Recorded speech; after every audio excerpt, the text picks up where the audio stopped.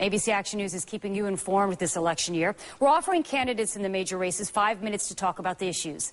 Here's Dan Schaefer with tonight's Democracy 2010 profile.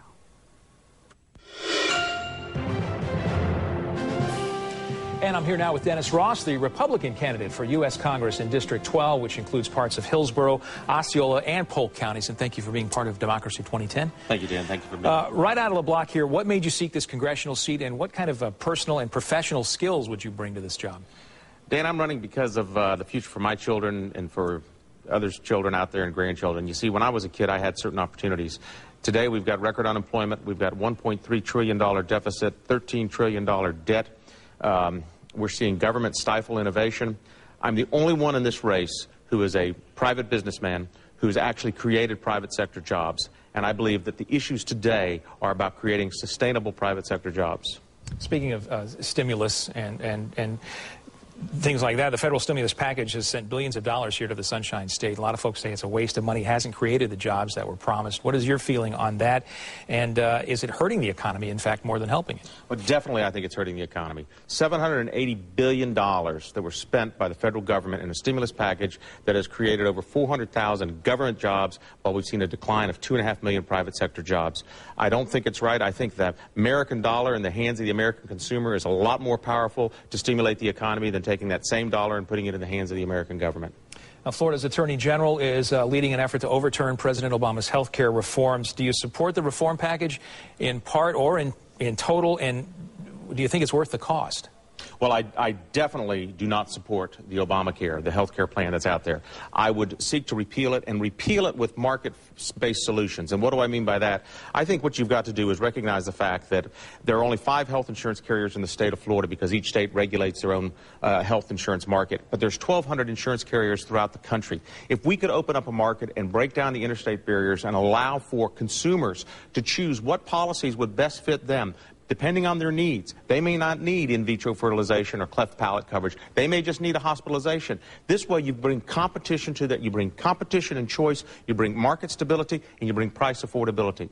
We need to make sure that we have tort reform. I think that the practice of defensive medicine has done nothing but increase the costs of health care. So I would seek a more market-based approach, a more competitive approach, and make sure that we don't interfere with the doctor-patient relationship. The Bush tax cuts are set to expire at the end of the year, and the debate centers on whether they should be extended to the wealthiest 2 or 3% of the Americans. What would you say to continuing these tax breaks? Would you let them expire, which would essentially increase taxes? What is your feeling on that? Oh, by all means, I think we need to extend these. Let's look at the capital gain tax.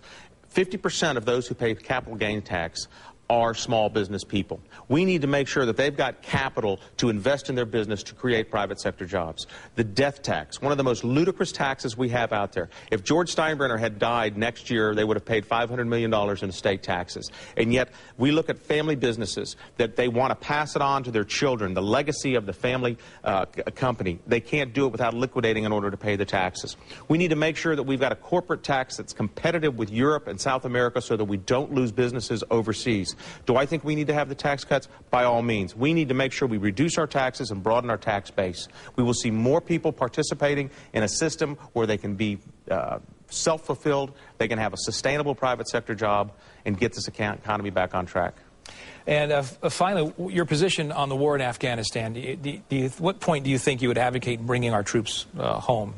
Well, I think we need to bring our troops home, but we need to do so in a very delicate fashion, because the honor of those who have served over there, the honor of those who have given the ultimate sacrifice of their life is at stake here. And we need to make sure we keep that very reverent. But we also need to make sure that we're not nation building. We need to make sure that if democracy is what Afghans seek, that we are there to assist them, but we do so in training them to be their own police force, their own defense force, and then let them self-fulfill that as we move on and get out of there.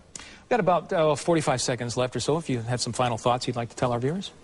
Probably that I'm the only candidate in this race who has sincerely not been a career politician, who has started his own business. I'm one of 5 children born in Polk County who put themselves through school, through working and student loans, and have been fortunate enough to live the American dream, starting a company 21 years ago and now having 27 families that work with us.